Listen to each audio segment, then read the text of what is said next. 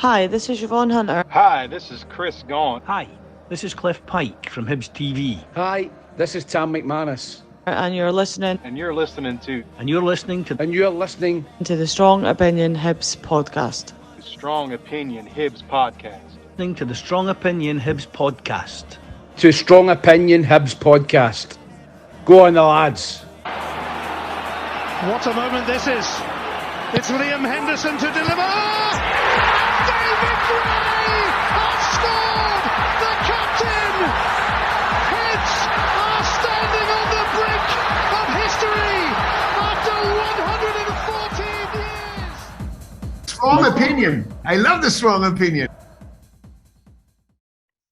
Welcome back to the Strong Opinion Hibs podcast, and as always, I am Jack. No Calvin or Aidan joining us because they're big plastics, but I am joined by the big man. So how are you, Charlie? I'm all right, mate. Aye, how are you? I'm good. Thank you for asking. So today we've got a bit of a special episode for you. We are going to be doing our Tiermaker, which was very successful at the end of last season. What we're going to be doing is we're going to be doing it for the men's team, and we'll do a women's one as well. So keep your eyes peeled for that. But we're going to be doing one for the men's team in today's episode. And basically, it's the same premise, except we're basing it on the season so far. So before we jump into it, got to explain a few things. So first of all, it's only players that have played a competitive game. So for example, Schofield and Nisbet won't be in there because Schofield's not played a minute for the club yet, and Nisbet has been injured and is only played at the time of recording in a non-competitive game against Middlesbrough in a friendly. So we thought we'd make that clear. We're not missing anybody out intentionally or anything like that. So it's just similar rankings to the last time, and get ready for some wild takes and plenty of laughs in this one. I've added an extra category in for those players that we think we should sell in January as well, just to add in some extra. But also worth noting that Doidge isn't in there as well because he's out on loan, albeit having played in the League Cup, but he's not played since, so it doesn't really matter. So it does, yeah. We wouldn't do that to Doidge. So yeah, just Charlie, when you're ready, bring up the Tiermaker and we'll get started. Well, here it is. Here it is in all its glory. So we'll start off with the goalkeepers, and it's the real Scotland's number one. Forget Craig Gordon. It is David Marshall. So I'm going to start, and I'm going to put David Marshall, in my opinion, I would put David Marshall in Player of the Year because he has saved us a lot this season. I think if you look at how shaky we've been at the back this season and how flat we've been this season, if we still had Matt Macy in goals, I think it could have been a lot worse. And I know the stats are sort of telling differently and everything like that, but what you've got to remember is stats are just numbers. Marshall is twice the goalkeeper Matt Macy will ever be. And I really, really like him. I like how quick he releases the ball. I mean, I think anybody that listened to an episode after the 3-0 win against St Mirren probably heard how much I was praising Marshall, his distribution. You know, we're really, really lucky to have him, and I think he has had a sort of Craig Gordon effect. It was obviously not to the extent, it's not had the desired effect maybe to that extent, but I do think that Marshall has been huge for us. And if I'm being honest, he's probably signing of the season as well. He's just been absolutely phenomenal, brings in that good experience. I think he's a very good leader as well, and all in all, I think Marshall's been fantastic for us. I agree. I think very similar to Craig Gordon last season for Hearts. I think we'll finish higher in the league because of David Marshall. I think he's definitely saved us a few points already, and we're not even in December yet. So I would agree. I would definitely say Player of the Year for Marshall. Yeah, so far anyway, based on 13-14 games. He's not made any howlers like he did against Czechia yet. So let's hope he got all that out of his system in the Euros anyway. So we'll now move on to Dabrowski, and I'll let you go first with Dabrowski, Charlie. I think based on the competitive minutes he's had a poor season. I think he had an absolute howler against Falkirk. I think that's the only game he played in the League Cup, but he's not played since, obviously with Marshall being in, but I think he's had a poor season, to be honest. Yeah, I think I've got to agree with that. He was not... It was disappointing against Falkirk, because I thought last season, obviously, when Macy had a bit of that falling out with Maloney, and then he had that wee injury spell as well. So Dabrowski got an extended run in the team. I thought he looked good last season. He thought he looked decent. But when he played against Falkirk, he just had a shocking game. Let's be honest, nobody in the team No one set themselves on glory there. covered themselves in glory in that game. But I definitely think Dabrowski was to blame for the defeat. I think he just looked really, really shaky. And I'm going to be honest, I'd actually put him in sell in January because he just needs minutes elsewhere. I don't think he's ever going to be Hibs level, if I'm going to be honest. Like, he's a really nice guy, a decent enough goalkeeper, but I think he belongs in the Championship or possibly in Europe somewhere. I think a team in Poland, like a mid-table team in Poland, would probably take him back.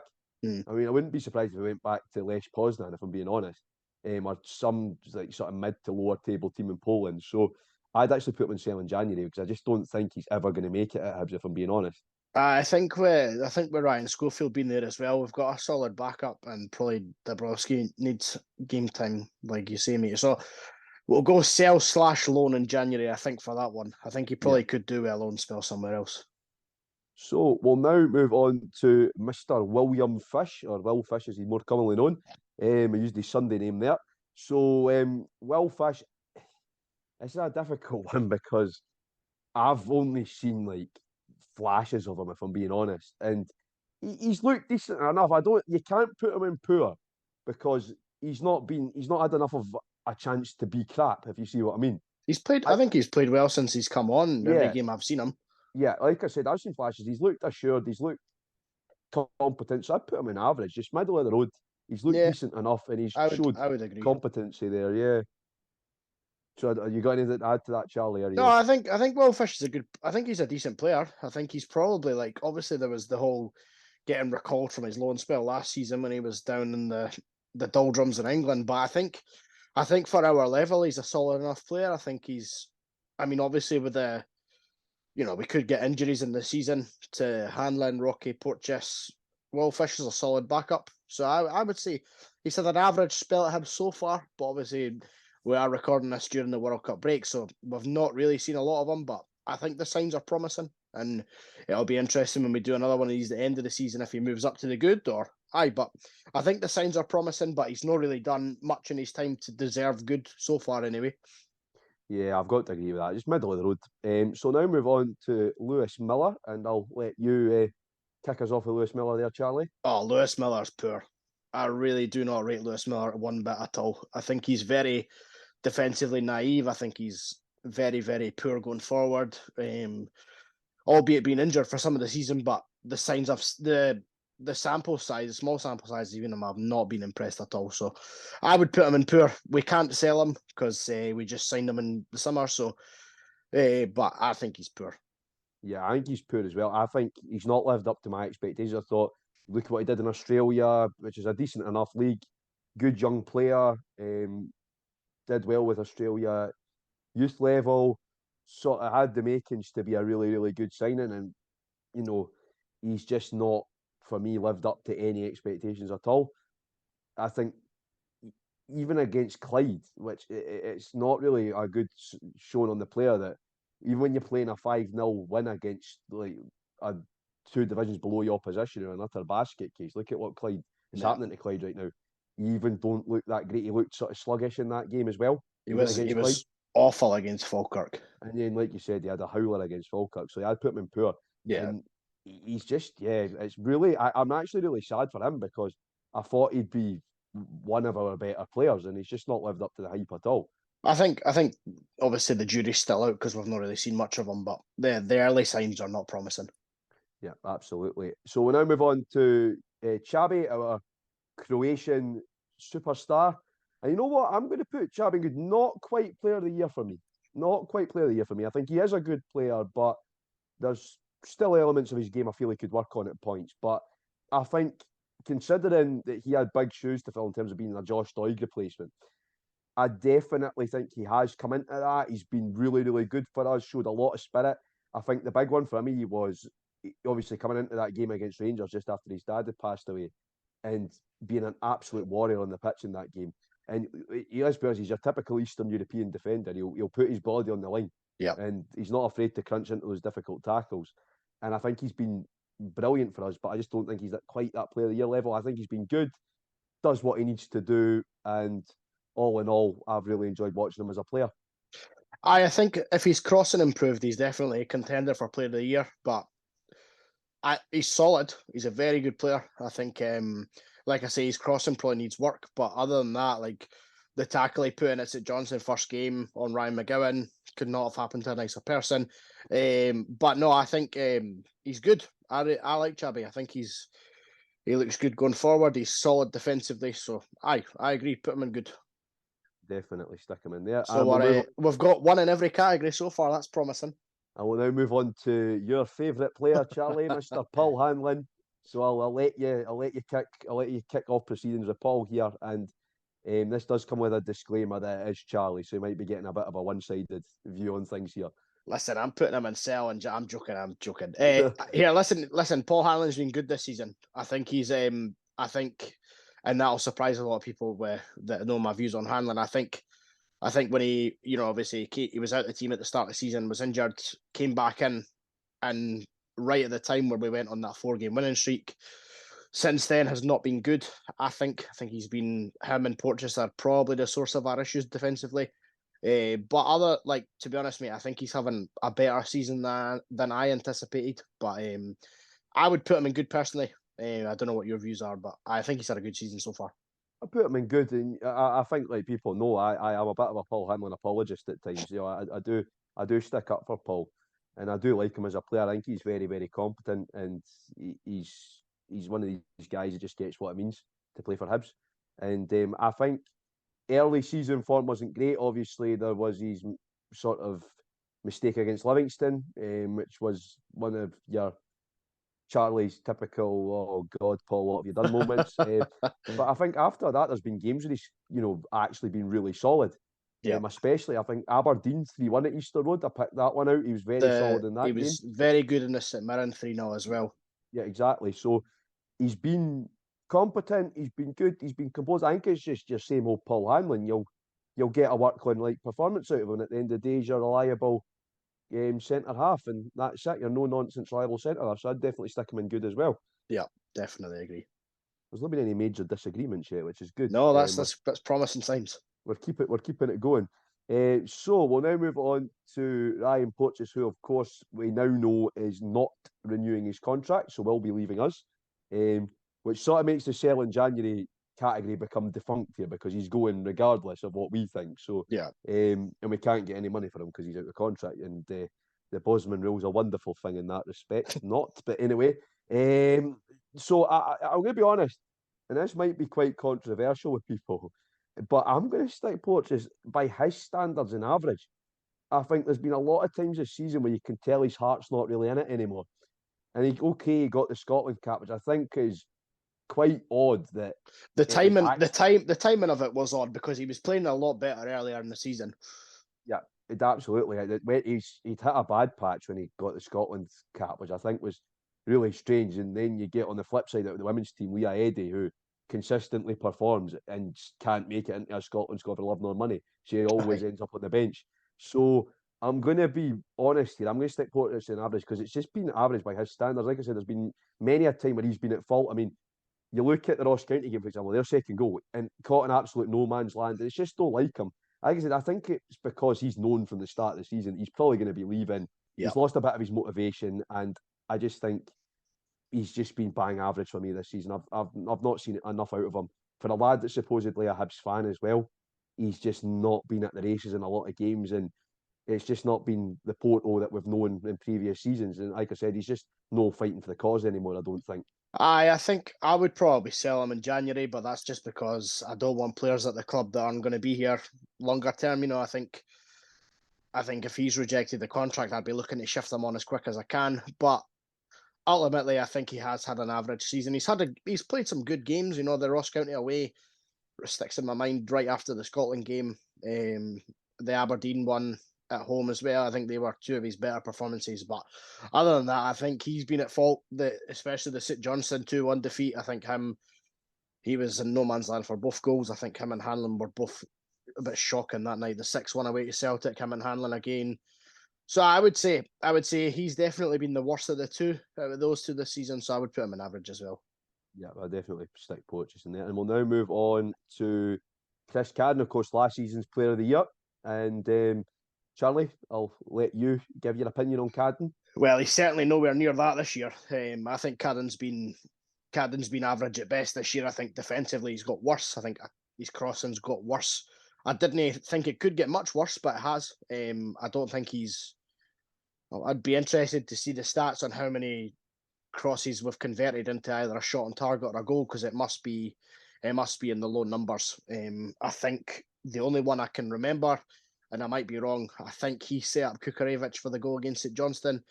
But other than that, I don't really think he's done much this season. I think he's still a solid player, solid squad option. But to be honest with me, I think we should be looking for someone better than him for right back, and he'd be the backup. Yeah, I've got to agree. I think I would put Cadden in average as well. He's not done badly enough for me to say poor. He's not a kick in the backside off of it, if I'm being honest. His crossing needs to be more accurate. I think his defensive work, considering how good he was last season, he was solid 8 out of 10 every game. Now, he can look a bit like a headless chicken at times. And my main bugbear with Cadden is he'll play the most difficult pass when there's a simpler one there. Yep. Which I think has been a big issue, especially it's put us into a lot of unnecessary danger. So yeah, I'm going to be honest, Cadden's been average for me, and we do need a better option, if I'm being honest, that he can play backup to. It's an area we need to look at strengthening, because at the end of the day, if it's a position that if you get right, you can be rewarded very well, and it's finding that happy balance between a good attacking fullback, but also one that can do the defensive work as well. Yeah. We just don't have that. It's too one sided. I think Chabi's brilliant defensively, but needs to work on his attacking play. Cadden is sort of not great in both, but I'd say he's better defensively. So it's too sort of top heavy to defensive fullbacks. We need a good attacking fullback as well. Yeah, I agree. So now move on to Mr. Hibs, who's still. He's still here, and he's still racking up those appearances. He'll be challenging Arthur Duncan. He's only got about 100 odd more to go. So yeah, I think Louis Stevenson.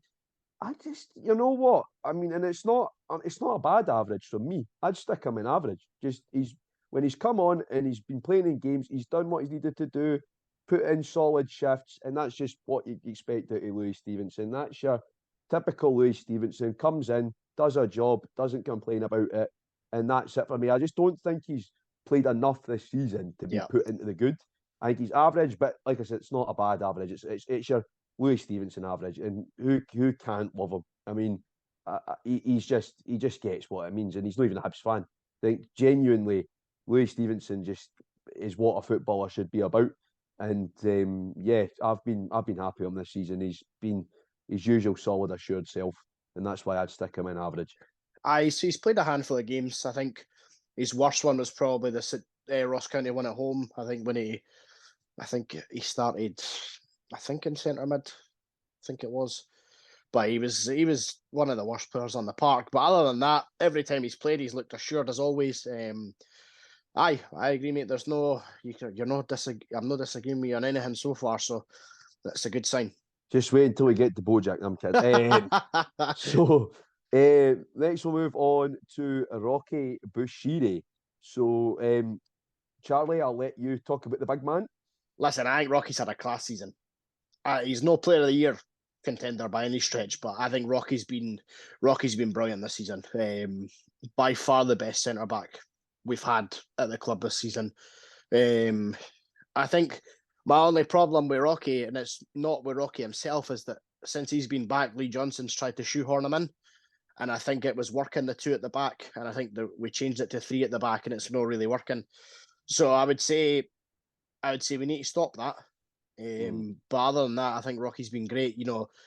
Rocky's a player that at the end of last season, I watched our Tiermaker and I was like, I'm glad he's not coming back, and actually I hope he doesn't come back. And then to the revelation of this season where I would say he's a fan's favourite, I would say. I wouldn't go as far as to say he's one of the most favourite players at the club, but I think everyone can appreciate him. I think he's a good player, and I'm glad he came back and proved a lot of people wrong. So I would say Rocky's in good. Yeah, I'd put Rocky in good as well. I'm so happy for him because when he came back, obviously there was a lot of dissenting voices about it, and a lot of people were questioning what had went wrong. And why would we basically accidentally signed a player? And I thought, you know what, the lad's confidence will be shot. I don't see him staying around for much longer. He's just come in, and you know what, he's proved everybody wrong. And fair effing play to him. I'm going to be honest, Rocky, hats off to you. You're amazing. I love him. Some of his that tackle he did on Curtis Main against St Mirren in the 3-0 game. That was beautiful. And especially against Curtis Main, who was a moaning English so-and-so. And I think, like the way Rocky he really gets it. You know what I mean now? I think he does. He started off, it was so intimidating for him. He wasn't wanted by the fans. Now he loves the Hibs. And you seen that when he scored at St Johnstone, him or Josh Campbell, there was the big debate. It's debatable, that one, yeah. The celebration where he's running over and just grabbing the badge like that, it just shows you that he actually buys into the club and wants to be here. So, and that's what we want, That's what you want. Again, I'll probably get slaughtered for this, but give me that over Ryan Porteous any day. Because Rocky's passionate and he's young. He's got so much more time to get even better, I think. And I genuinely think we've got a brilliant player in our hands. If he does stick around for the long haul, which I could see, I think we're going to see him develop and see him grow as a player even more. So, yeah, I'm Team Rocky all the way. And we've missed him. I think you look at it with that spell he was injured at the start of the season. We really missed him. We really missed him big time. So, yeah, Rocky's got to go to good. Not quite player of the year, obviously, but he's got to go to. I think the signs are there that he could end up sneaking into that. Obviously with the debate over will Porteous play for Hibs again. I think if Rocky and Hanlon are back too going forward, then I'm not really too unhappy with that. Unless we do bring in a centre back in January, but we'll see. Yep. I'm sure we'll do an episode on that where we talk about who we want to sign. But I think Rocky's been good. Yeah, 100%. He's been brilliant. I think we could sit and talk here all day about how much we love Rocky and how good it is to see him turn it around. But genuinely, I just think he's one of our best centre halves. He's one of our best centre halves right now, if not the best, if I'm being honest. So yeah, I'm Team Rocky all the way. So I'll move on to our next player, who is Nohan Kenna. So Charlie, I'm going to start this one off, and I'm going to say, you know what? I'm going to put Nohan Kenna in average. I think he's good, young player. He's malleable. I think there's time we can mould him into what we want him to be. I think certain elements of his game are brilliant. Other times he can be a bit of a bomb scare. I think some of his passing, for example, has been a bit scary at times. And I think he flies into some tackles a bit unnecessarily as well, which is what you want in certain games. In other games, maybe you'd want him to calm it down a bit. So I think definitely the thing is you've got to remember he's really young. And I think the signs are there that he's going to be a very important player for us. But I think he needs to calm it down. He needs to develop more. He needs to grow more. He needs to sort of find a bit of identity for himself with his game. And we need to do that for him. Like I said, that's why I'm saying we can mould him into what we need him to be. And then I think once you've got that, you've got a good player on your hands. But right now, average, middle of the road. He does a job, and for me, I can't really go any higher than that. I think he's a decent enough player. I think the signs are there that if he can, I think he's very raw as well. Which obviously, having never played a professional game of football before, that will definitely, the signs will be there. But I think there's a reason that certain players in this team will be towards the top end, and I think that's because Kenna's there. I think Kenna does the work. He reminds me a lot of Bartley. He just breaks the play up. His passing is hopeless at times, but I think that'll come with experience. I think he's still getting to grips with the game. I think obviously being 19, I would say average, but I think it's towards the good end of average. I don't think it's towards the poor end of average. But I like Kenna. I think he's got a lot to offer. And thankfully we've got him on a longer term deal that we can hopefully see the best of him in a Hibs top. Yeah, I've got to agree there. So now move on to Kyle McGuinness, and I'll let you kick proceedings off with Kyle McGuinness here, Charlie. Mr. Sick Note himself. To be honest, mate, it's poor all round, isn't it? His whole time at Hibs has been poor. I think other than the flashes at the start of last season, I think if it was me, mate, I'd probably be looking to get rid of him. I think he's far too injury prone. There's other players on this list that will be verging on that, but I think he's got something to offer when he's fit. How often he'll be fit, though, is another question. So I would say it's been poor, but To be honest, mate, I think if he gets another bad one, he'll be away. Yeah, I've got to stick Kyle in poor as well. I mean, he's seen the treatment table more than he's seen a football pitch recently. Yeah. It's as simple as that. And it's a shame because he's a good player. And if I'll tell this now, and I'll put my neck on the line saying this. If he was not as injury prone as he was, that boy would be a top quality player and could potentially even be knocking on the door of the Scotland team. It's as simple as that. Yeah. But the injuries have let him down. And it's not his fault. Just that happens to some players. They're plagued by injury. But for me, how much more time and money are we going to invest in him before you cut your losses? Because he's a good player, yes. He showed that at the start of last season. He was brilliant. He gets a bad injury. He then injures himself again in a bounce game. Takes ages for him to get back. He gets back, plays a couple of games, and then injures himself again. I think getting suspended in the process as well. Exactly. How much more time and effort you're going to go before you go right? Because what annoys me, and this is where it's sort of a pain point for me with Hibs, is we keep giving boys like him a chance, and that's blocking the path for a boy in the under-19s in the development team that could potentially be getting a chance ahead of McGuinness. We're investing this time in McGuinness, we're investing this coaching in McGuinness, keep giving him chance after chance after chance.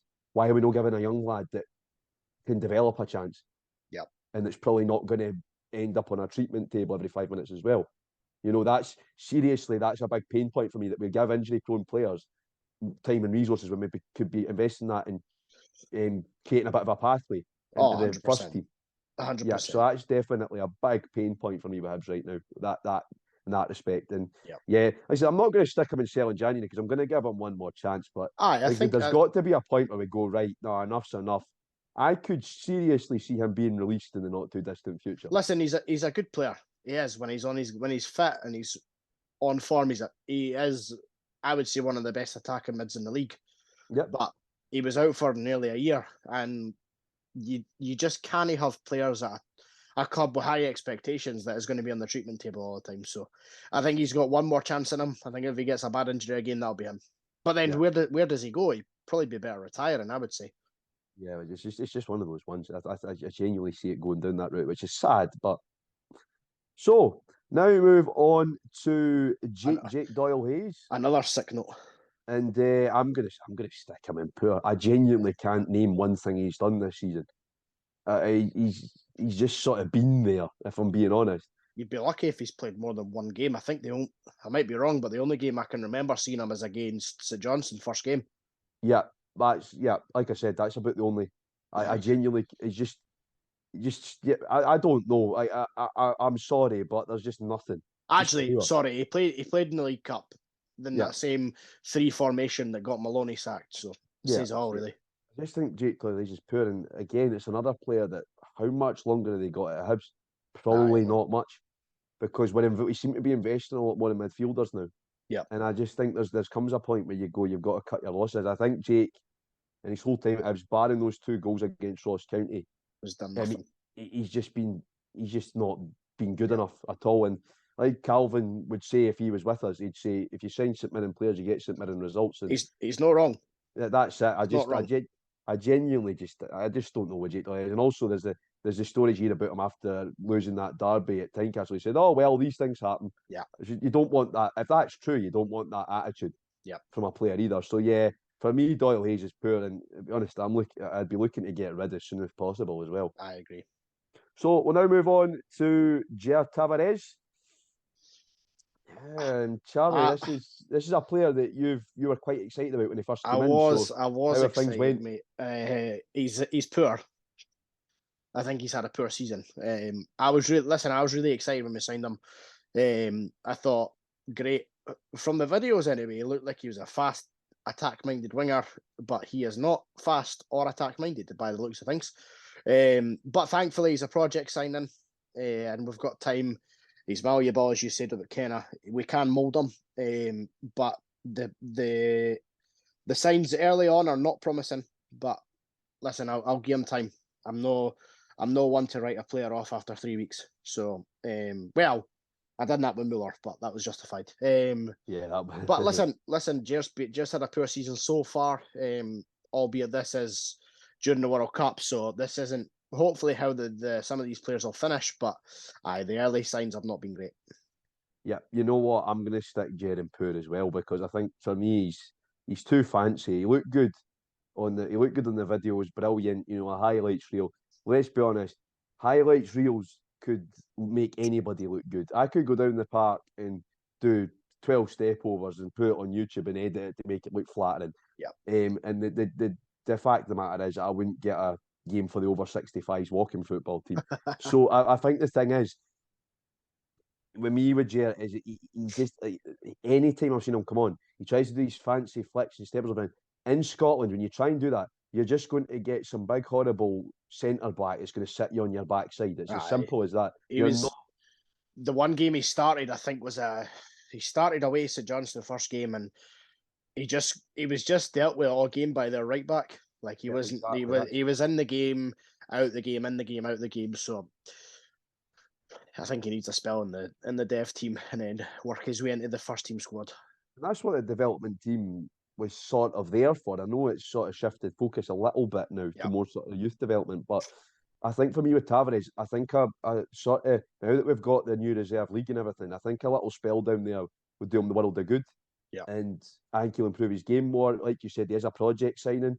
Yeah. So I'm willing to give him the time, but I think he's not ready for the first team yet. Not at all. Let's be brutally honest here. He's not ready for the first team yet at all.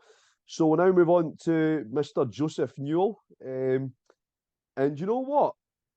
I'm going to stick Joe Newell in good. I think Joe Newell has been good this season. I like Joe Boy. I know a lot of people are going to hate me for saying this, but I like Joe. I think he's been dependable. Has he been a bit off the pace at times? Yes. But we get that with Newell. I think you've seen it last season. You've seen it when he first came to the clubs. Sometimes he has bad games. And I think that's it. He's not Mr. Consistency, put it like that. He's not consistently good. But I think he is. I think he's had a decent enough season to be put in good. I just think he comes in and does a job. And out a midfielder, that's what we need. And if you compare him to our other midfielders, he's probably the best we've got, or one of the best. If I'm being honest, like I said, I just like Newell. I like how he plays the game sometimes, and that goal against Kilmarnock was good as well. So to be honest, I think Joe's had a good enough season so far. And like I said, you can just depend on him. You know that what you're going to get out of Newell. What you see is what you get out of him. Aye. And he's just your typical sort of Scottish Premiership, English Championship midfielder. No frills, but he's a dependable footballer. So I'd stick him in good.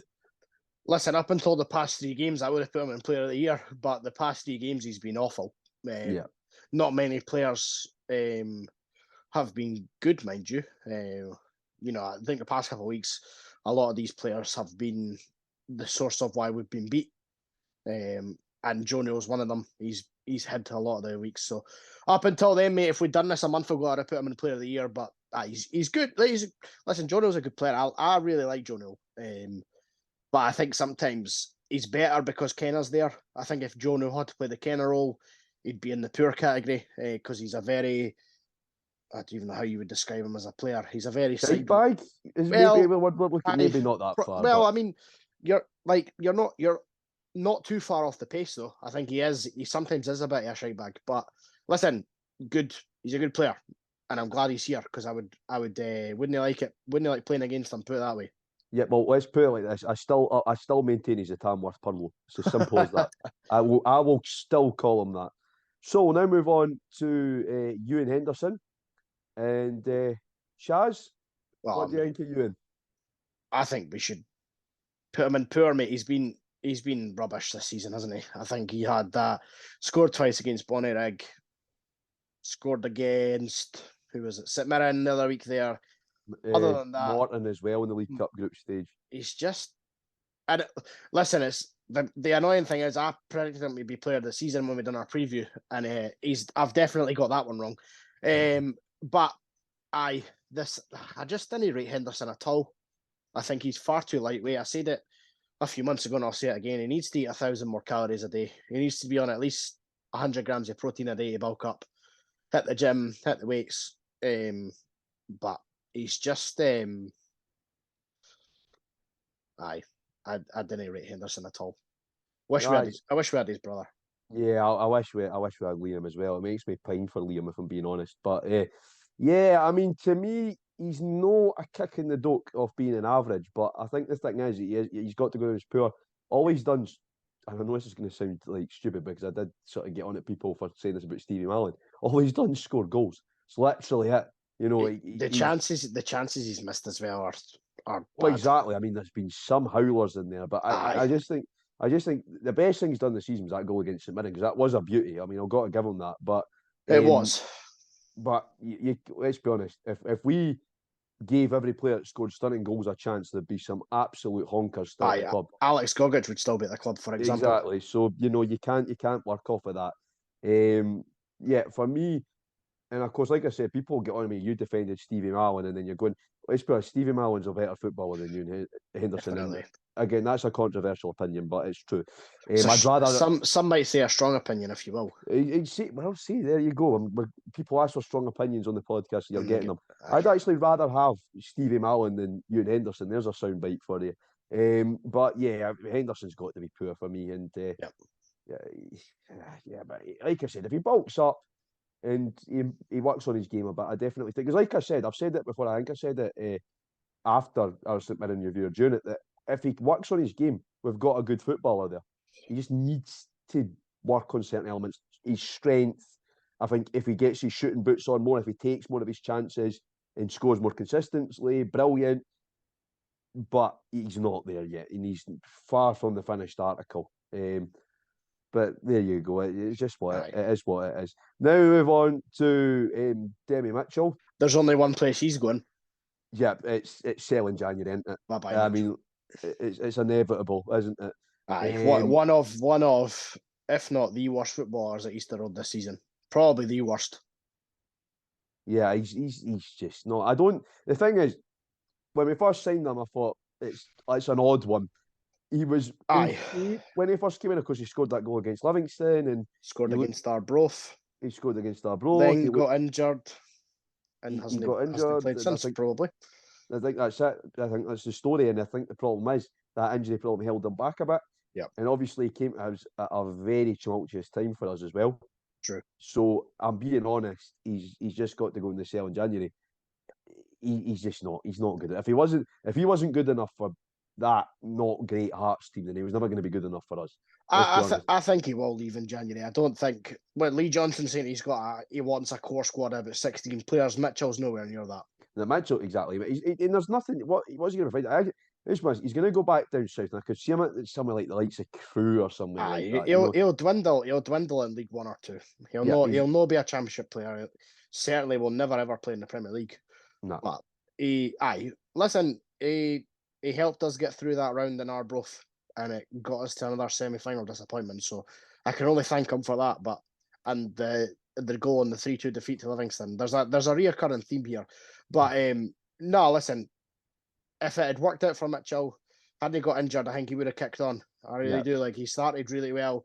First game away to Motherwell Wednesday night, he played well. I thought he'd come off the bench for the last 5 minutes and looked to attack. Second game, scored against Livy, looked good. I think third or fourth game was the Arbroath one. And listen, he just never kicked on since. So I think we need to cut ties. That's spot on. I definitely think he needs to leave the club. And like I was saying, he's just going to go down south somewhere, and that'll be it. You know, he'll be one of these sort of average League One journeymen, if I'm being honest. So we'll now move on to Josh Campbell and Charlie, a player that you were less than complimentary about last season, young Josh. And now I'm more than complimentary about him. I think he's brilliant. I think he's firmly in the good category this season. Yeah, I think he scored a few important goals for us. The one he scored in the 5-0 game against Clyde that ultimately meant nothing in the long run. But that was when I knew that I think we were going to have a player this season because he was confident on the ball. Everyone knows the stick Josh Campbell took last season. And I was very vocal in my stick towards Josh Campbell. Maybe I should do that more often because players seem to have a better season the next season. But listen, Josh Campbell. What Bojang's in for a difficult time now, isn't he? But Campbell scored the winner against St Mirren. He scored the last minute draw / winner against Rangers. Like, he scored. There's 2 important goals this season. I think he's maybe scored a couple more. I can't quite remember. But I think Josh Campbell's had a good season. I think he's not really getting a lot of chances in the team just now, which is fair when you've got the sort of style that Johnson's trying to implement, which, to be honest, I'm not really sure what that is at the moment in time. But I think he's had a good season. Yeah, I'm going to stick Josh in good as well. And if style's what you're calling it with the football we're playing right now, then I'm quite worried. But I think, to be honest, yeah, Josh has really improved it. And I knew that was coming. I think he's a young laddie, and you know that he was going to develop and that he was going to get better. Yeah. I think that goal against Rangers, I still get very excitable when I see that. You know, that's definitely what I want my midfielders to do. Exactly. Shoot from outside the box. It was just everything about that goal was brilliant. You know, considering Rangers are down to 9, and you go, it's typical Hibs. You know, this is the biggest chance we've got to take something off Rangers, and we're probably going to mess it up. And then he just pulls that out of nowhere. I mean, the celebrations as well. Celebrations were wild. Celebrations were wild. Like you and me were right doing it. That man came up, and I think the thing is, you know, that's what Josh can do. We've seen it, and I think what's brilliant is he's not just. I thought when I first seen him come into the team, I thought he's going to be one of these sort of hatchet men that's going to clear boys out, and that's it. He's added so much more to his game, and he's a joy to watch, Josh. When he does play, if I'm being honest. when he's confident, he's a really good player to watch. When he's lacking confidence, he's a really awful player to watch. Yeah, which happens to the best of players. But I think, listen, I'm all for him kicking on. I'm all for him getting a run in the team, and I'm also all for him scoring last minute winners. Like, yeah, that was we just need players. We just need players that will gamble on the opportunity, and Josh Campbell's done that twice this season. Yeah, exactly, spot on, and that's what we need. We've been begging for that from our midfielders for ages now. Take on the shots, and that's what he does. Like I said, that famous 2-2 win against Rangers. You know, he was excellent in that game. Honestly, I love Josh. Really, like you said, when he's confident, when he's on a good game, he's a joy to watch as a footballer, and I'm really looking forward to seeing how he develops because he's a young lad. There's a big future for him. I can guarantee you. And yeah, I'm a big Josh Campbell fan this season, which just nobody bring up anything I said about him last season. I'm going to look like a massive hypocrite. So we'll now move on to Aidan McGeady. And is Aidan McGeady a Hibs player? Yeah, apparently. I mean, I think he's been at the Excelsior more than he's been at Easter Road this season. And he's been on open goal more than he's been at Easter Road this season as well. That's true. Just get out my football club. It's as simple as that. I think this is the first one we're going to disagree on. I think it is. Yeah, because you're going to say Aidan McGeady go and never return. Honestly, I have no time for him. See, if we wanted a washed-up has-been, you may as well just bring... You may as well just go over to Qatar and say to Rio Ferdinand, do you want a pay-per-play contract? Because you'd be may as well. You'd be better with Rio Ferdinand. Or even Graham Souness would do a better job than Aidan McGeady right now. And to watch Graham Souness 100, I'm kidding. But you know what I mean? I'm going to be honest, McGeady for me, I have no respect for these players that choose Ireland over Scotland. Players like Aidan McGeady, I have no respect for them whatsoever. I would never ever do that, ever. If I would, there's boys that would bite your hand off to play for Scotland, and you've got guys like Aidan McGeady that just toss the country aside. And I'll say the same about lads like Declan Rice and that tossed Ireland aside to play for England. I'll say the exact same. Anybody, and I'd say the same for these like Granit Xhakas and everything that are from Albania that chuck Albania aside to play for Switzerland. I'll say the same about any footballer that does that. If you're good enough to play for your country and your country's at a decent level, you should not be tossing your country aside to play for another country. I think Aidan McGeady for me, he's a has-been. He's a waste of a wage right now. I think it's massively bad attitude that he goes on stupid open goal events and Celtic B and everything like that more than he gives to Hibs. You know, I think it's pathetic, you know, that he was one of the very few first team players that hasn't come to any of the under-19s games either. So, yeah, for me, Aidan McGeady, his attitude stinks. He's old, he's done, and I don't think he has anything to offer. So, like I said, go never darken the doors of Easter Road again, Aidan McGeady. He's had a poor season. I think he'll feature in the post World Cup games. Johnson definitely brought him in to use him, and I actually think he'll be an impact sub like Scotty Allen was. I think he's definitely not good enough to play 90 minutes now. I think he's not got the legs to play 90 minutes now. But listen, if he comes on and he scores against Hearts on January the 2nd or the 3rd, whenever it is, and he wins us the game, I'll be on the pitch. But I will also look very silly, but I'm prepared to do that because you know what? When it comes to beating the Jambos, I don't care about dignity. It's as simple as that. I don't. He is a bit injury prone. Eh? Like I said, for me, it's just everything about him. And I've said this since he was younger. I just don't like him, and it's the simple fact that I think it's the stuff with Scotland, and it's the stuff with his attitude, and he's just one of these. He just reminds me of he's a bit of a Scottish Anthony Stokes, if I'm being honest, in terms of the fact that his attitude is quite pathetic sometimes. And I don't know where to put him because he has been poor, but I can see why people want him out of the club. Listen, he's going there. I think he'll probably leave in January. I think he'll leave in January. Can I be honest? It's just one for me.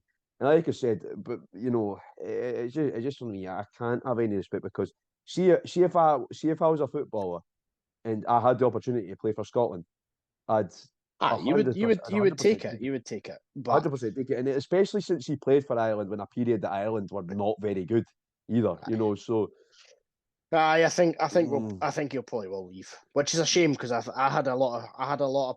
It's the same way Jair. I had high hopes for the both of them, but ultimately some of these things don't work out the way you want. Yeah, well, put it like this: if you're signing veterans and that, there's better options out there than McGeady. If you wanted to bring in experience, like Marshall, you know what you're getting with him, for example. Whilst safe or even, I'm trying to think of another example here, like an old player we could have brought in. Stephen Fletcher. Fletcher, exactly. I think Fletcher, you'd have got goals out of him. Aye. So, it's like that. McGeady, for me, I sort of knew this was going to come in. Anybody that knows, my dad's a Hibby as well. And my dad said the same. My dad's not a big McGeady fan, and he said the exact same, that he didn't think McGeady was going to do well. And it turns out my dad is right. So, we'll now move on to the star man himself, Martin Boyle. The vibes coach for Australia. Listen, Boyle's been good. He's not. I think he was definitely had one eye on the World Cup the whole time. So, you know what? I would put him in good. He's not been player of the year. He's been good. Yeah, I've got to agree. He's been good, I think. Obviously, it was written in the stars, no pun intended, that he scores against Hearts in his first game back. Yeah. I think, obviously, fair play to Ben and the recruitment team for fighting nail and tooth to get the paperwork through in time. Yeah, you just knew it was happening as soon as he stepped on the pitch. You knew it was going. You knew it was coming. And after that, he's just been your usual Boyle.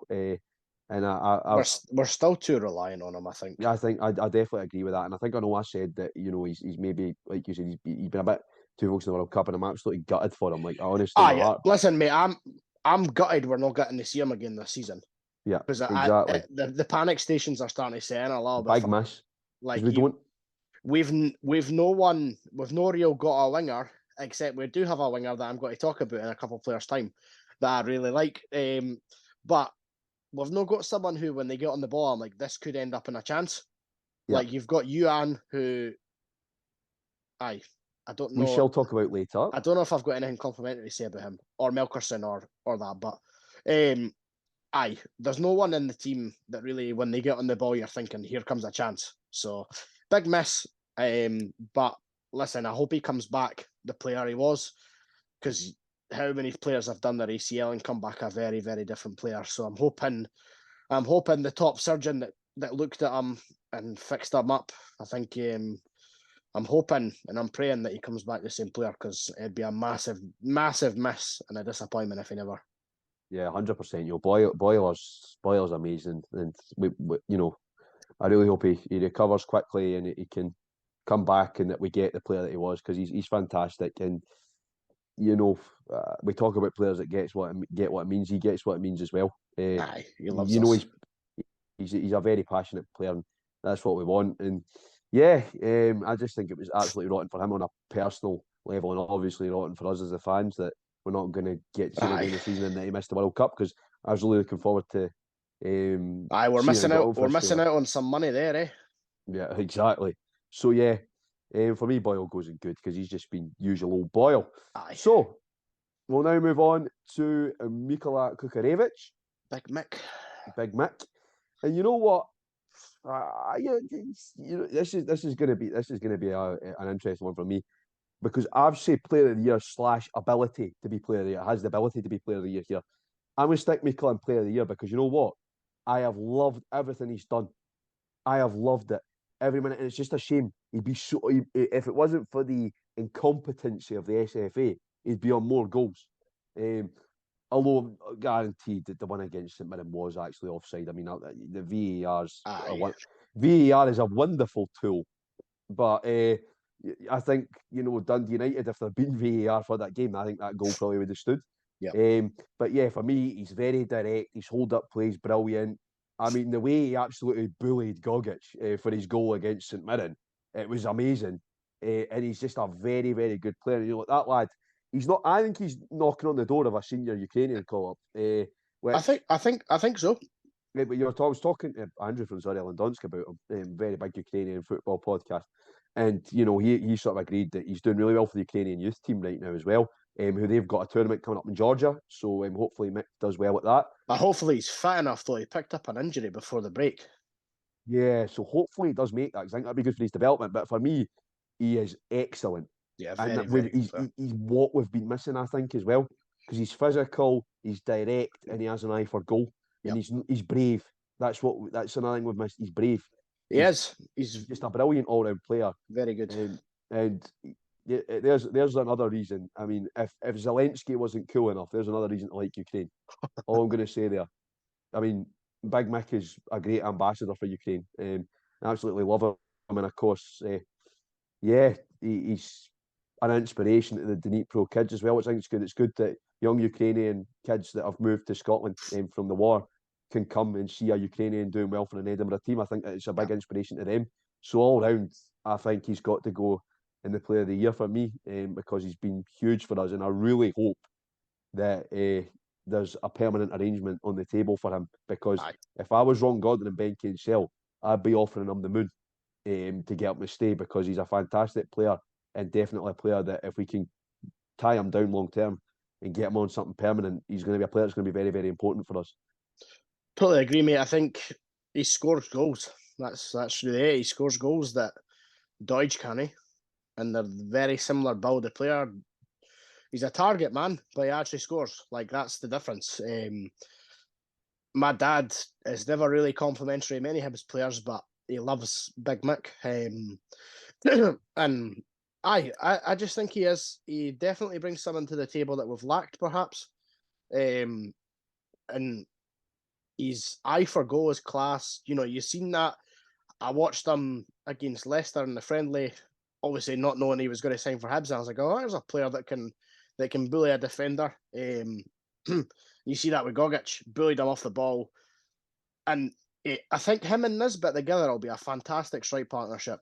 Obviously, we're delighted. I'm looking forward to seeing We're that. delighted that Nisbet's back. And hopefully by the end of the season, I'd like to see both of them on double figures goal-wise.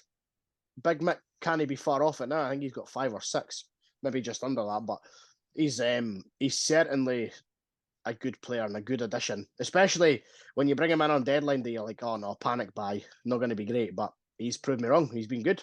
Like him a lot. Yeah, like I said, I seen him on deadline day, and I thought, like, why? This was my main question. But then when I heard from Andrew, the sort of positivity that Andrew from Zorya Londonsk was giving him, and a lot of Ukrainians as well that had seen him play in Ukraine when he was a lot younger, they were really complimentary of him. And you go, brilliant. I mean, he's obviously in, the Ukraine under-21 national team manager said it's good to see him getting such a big move to a sort of decent league and everything like that. So when I had sort of seen a bit of the buzz around him, I got excited. And then the first time I seen him play, I thought, it was love at first sight. I'm going to be honest. He's a class player. And I don't get that with many players. I can be very sceptical initially, but for me, it was love at first sight. And yeah, I hope there's much more to come. I think he's going to really come onto a proper big good game after the World Cup break. I hope so, mate. I hope he stays fit. Yeah, I think that's the main thing is we need him fit. We can't be unlucky with him with injuries. So we'll now move on to El Harry Diouf. Oh, you called him his correct name. Come on. Yeah, Harry McCurdy, El Harry Diouf. I think he's had more hairstyles than he's had good moments in the Hibs shirt so far. You're not wrong. Charlie, a player that you are willing to give a chance, so we'll let you kick things off with him. Mate, there's something about Harry McCurdy that I cannot hate. I don't know what it is because listen, he's one of, like, I feel it'd be unfair to say he's one of the worst players in the team. Put it this way, he's not a great player, but I think he's gaining his confidence now because he played really well at Kilmarnock. I thought he had one of the better performances against Middlesbrough at the weekend there, albeit a 45-minute half. But I think Harry McCurdy, if he gets a goal, I think he'll get his confidence. It's hard to tell where the goals are going to come from after the winter break because the 4 games we've got after the winter break are definitely 4 we did not want. But I think McCurdy's he's average at best. He's not good. He's not a good season. He's not a poor season. I would say, like, he's not really done much in a Hibs top, but I think he's better than Jair. He's better than Ewan Henderson, I would say, personally. Can't wait for the pile on Twitter because I've said that. But I think Harry's had a poor/average start. Probably verged towards poor, come to think of it, because he's not really done anything. But I think ultimately at the end of the season, I'd like to see him in the average or good category. Yeah, I'm going to stick him in average because, like, I'm going to be honest, I've not seen enough of him because obviously I'm a big plastic and I don't make that many away games, as some people on Twitter will tell you. So yeah, I'm going to be honest, like, from what I've seen him at Easter Road, he's been okay, and I think if he can, he needs to wind in the Mr. Arsehole act just a tad. I think some of that's good, some of the swagger's good. Yeah. At the same time, there's loving yourself, and I can tell you one thing: there's a few characters in football that have been like that don't get on very well. So I think the thing is, for me, he's verging on being one of these English players that thinks, "Oh, Scotland, it'll be an easy run." But I think he has got the ability to be good. He just needs to find that. And so for me, I'm sticking him in average because he's been sort of middle of the road. We'll now move on to Mohamedou Bojang. Sell him in January. Send him back. See me, it's a weird one. Like, what do you do with Bojang? Because ultimately, he's played like 10 minutes of football for Hibs. If you sell him, it's a small sample. You can't sell him. Well, we could send him back on loan, but ultimately, it's a small sample size, and he's fluffed 2 good chances. So, but as some people on Hibs Twitter tell you, it's Barry Wilkins' fault for making an announcement that he missed that one against Kilmarnock. I'll be honest, I want Bojang to be good. Like, I desperately want it to pay off. I really do, because I just, like, when I watched his interview and when I seen him play for Gambia under 21, and the commentary for that guy that filmed the goal was iconic. Mohamedou Bojang takes his time. That needs to be. That's better than it's Henderson to deliver. Let's be honest. Mohamedou Bojang takes his time, and it's a goal for the Gambia. That's iconic. That's iconic Hibs commentary right there. But unfortunately, his form for Gambia under 21 has not translated into his form for Hibs. I just think this was a signing that somebody thought on paper was a good idea. Exciting young African player. We might have another N'Golo Conte and another Sadio Mane on our hands here, where we've picked an exciting young African player out the African leagues. But the difference is when those lads, both Sadio Mane and Conte, went to France. You know what I mean? Somebody definitely had the Football Manager save up looking at the Portuguese leagues. That's the he scored a few last season. I'll get him. They went to France, and the thing is they've got big communities around them in France as well. And they've got players that have come from the same countries. I can guarantee you, Bojang is about the only Gambian player in Scotland right now. You know, He might be the only Gambian player. it might be the only, exactly. Maybe in the UK. Is there any? There probably is. There's probably some in like the lower leagues in England that I could imagine. It's a hard one, mate, because he's not had game time, but the 10, 12 minutes of football he's played, he's missed 2 gilt-edged chances. So if he scores that one against Kilmarnock, he for me he goes into like average because he's not played that many, but he's got to go. But for me, he's got to go into poor.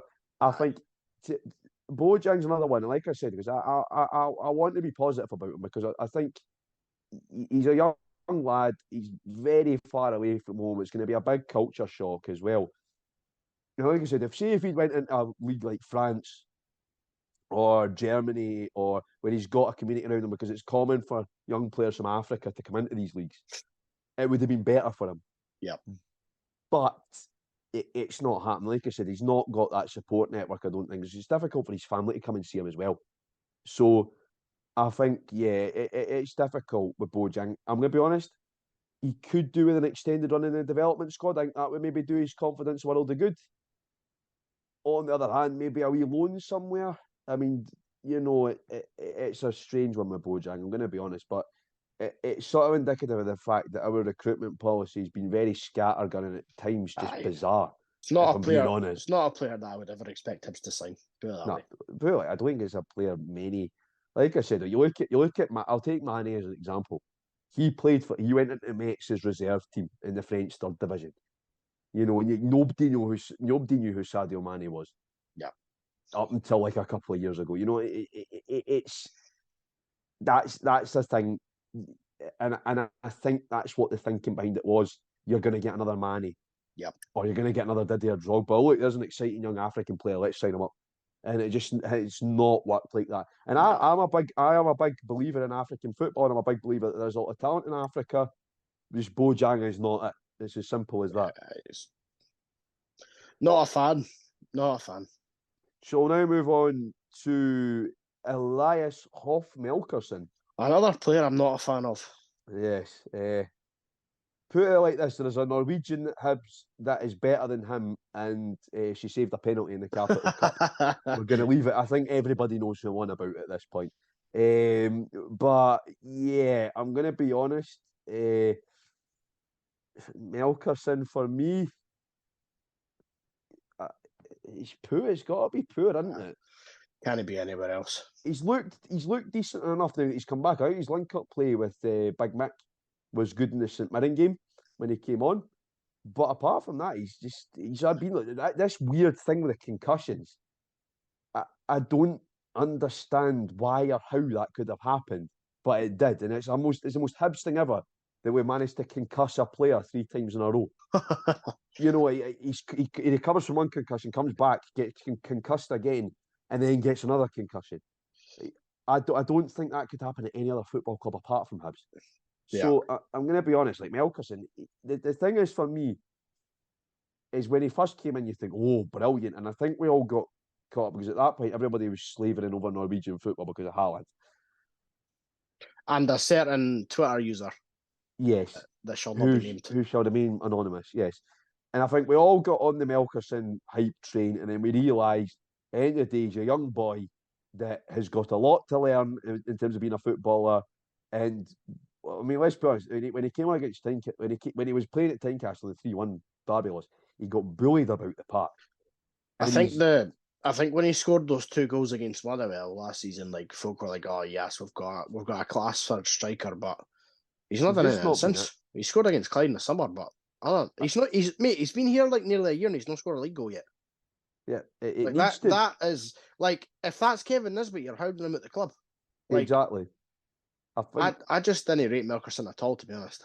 Melkersen's another one that I think you're going to be looking at cutting your losses soon, if I'm going to be honest. I think he's got to click into gear sooner. It's going to verge on that for sure. Yep, and I think it's hugely disappointing because the lad has bags of potential, but paid a lot of money for him as well. Yeah, exactly. We paid Buda Glimt a lot of money, and again, I think they're running Europe sort of maybe gave sort of false impressions there as well. Yeah. And look, he scored a lot of goals in the Norwegian second division, but I can't imagine that's quality football. If I'm being honest, I don't know much about Norwegian football. I'm being honest, but I do know that, the Norwegian second division probably isn't exactly quality football. No. And that's the thing. He's a young lad and having a breakthrough season when he played in the Norwegian second division for Rantheim. So you're going to go okay. He's gonna be. Like I said, I just don't know him, Melkerson. He's another one that you go. What was the thought process behind signing him? Because he wasn't proven. He just sort of came out of nowhere. If we'd signed a first team player from that Bloody Glimp squad, you go, okay, brilliant. They've had a good season. They've upset the odds. They've won the league. They're doing well in Europe. But it just had no rhyme or reason to it. And look at Hauge. Hauge's the path that Melkerson's on, if I'm being honest here. Unless he bucks up his ideas, and like you said, gets into gear. And again, he's another one a bit like Bojang when I'm desperate for it to work, because there's flashes of a good. Well, I'm not going to say this for Bojang, but there is for Melkerson, there is flashes of a good player in there, but it's just not coming out, and that's the difference. We're a club that we need proven quality that can do it at the first time of asking. We don't want projects like that. We need them to come out their shell. No, you guys are going to come in and just score goals like Mick. Now, Mick, you've got to remember, Mick's not that much older than Melkerson, and he's about 3 times a footballer. And I'm going to be honest here, it's because I think, and I've banged this on for a while now, Eastern Europe is a better market to tap into. Ukrainians, Croatians, Czech players, Slovakians, Slovenians, good work ethic, very physical. They're the market you need to be looking at. Not Norwegian children who, have a brilliant breakout season. Everybody's caught up in the hype, and it turns out that they can't do anything. And last but by no means least, and I think this has been the most negative I've been in quite a while, if I'm being honest, on this podcast. It makes a change. The happy clapper is a happy clapper no more. The happy clapper's dead. Now we're going to move on to Eli Johan. And Charlie, what are your thoughts on Eli Johan? He started well. That's all I've got. He started well. He's been rubbish since. Average. He's been average. Like his first, obviously the Hearts game, he was set up the equaliser, played well in the Rangers game, obviously scored at Celtic Park, hasn't he kicked on since? So I would say it's been average. Like, I want it to work for him, but I can't really see it working for him. Yeah, but I agree, average for me, bang average. I think he started well, looked brilliant against Hearts, very direct, set up boiler, looks to be an exciting player, played very well against the Rangers as well, I thought, the 2-2 win. Thought he looked really good in that game. And Parkhead looked okay. Yeah, the goal didn't really count for much, but I thought, hopefully that does his confidence well good. It's just not been there. And I think there's some shockers he's had, like, when he gets a ball into him in the box, and I don't know how it ends up in Rosie. I mean, there's like, I'm going to be honest here. It's at that point you go, why is Josh O'Connor or Blad from the youth team not being given a chance over this boy? Because they know that you don't do that. I think sometimes Johan fails to get the basics right. He'll do all the fancy stuff, but he just can't do the basics. Because for me, a lot of the time, his first touch lets him down as well. So yeah, again, I'm with you on this one. He's another one that I desperately want to work out. And I think it will. I think if you continue to give him the chances and he continues to sort of grow as a player, I genuinely do think that we will get more out of him. He might get more of game time now. Boyle's injured, but I think, to be honest, I think McCurdy's above him on the pecking order for game time. Yeah, I think both of them. It'll be interesting to see they sort of compete against each other. But yeah, I think for me, Johan started well. Just sort of failed to kick on. Teetered off a bit. So yeah, and on that note, that brings us to the end. Something a bit different, guys. I know you enjoyed the last one, so we came together and thought, you know what, it'd be good to do this again. So keep your eyes peeled. We'll be doing one for Hibs Men as well, which I can guarantee you'll probably be a lot more positive than the men's one. But yeah, we hope you enjoyed it. Remember, get involved in the discussion, because as always, these things are very much open to interpretation. And yeah, so thank you so much for listening, guys, and we hope to see you very, very soon. Mun Hibs. Hi, this is Siobhan Hunter. Hi, this is Chris Gaunt. Hi, this is Cliff Pike from Hibs TV. Hi, this is Tam McManus. And you're listening And you're listening to And you're listening to to the Strong Opinion Hibs podcast. the Strong Opinion Hibs podcast. the Strong Opinion Hibs podcast. To Strong Opinion Hibs podcast. Go on, the lads. What a moment this is. It's Liam Henderson to deliver. David Gray has scored! The captain! Hibs are standing on the brink of history after 114 years. Strong opinion. I love the strong opinion.